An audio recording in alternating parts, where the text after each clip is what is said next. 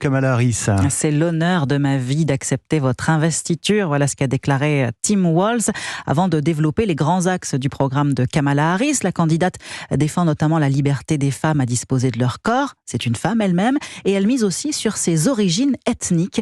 Elle a la particularité, qui la rapproche d'ailleurs d'une partie de la population américaine, d'être la première fille d'immigrants candidate à la présidence et elle a eu une expérience particulièrement cosmopolite, Anne-Toulouse. Si Kamala Harris est élue, il y aura pour la première fois à la Maison-Blanche une américaine de la deuxième génération.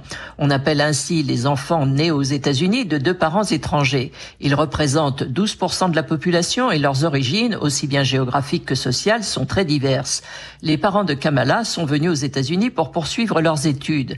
Son père, jamaïcain, a été professeur d'économie dans l'une des plus sélectes universités américaines, Stanford. Sa mère avait été envoyée en Californie par sa famille indienne pour étudier la médecine à Berkeley.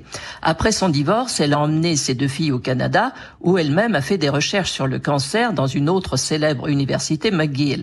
Mais la personne qui, de son propre aveu, a eu le plus d'influence sur Kamala Harris a été son grand-père maternel, qui était un émissaire du gouvernement indien en Zambie. Elle a passé avec lui des vacances en Afrique lorsqu'elle ne rendait pas visite aux autres membres de sa famille en Inde ou à la Jamaïque. Elle serait donc également la présidente la plus cosmopolite de l'histoire du pays. Anne Toulouse, correspondante d'Europe 1 aux États-Unis.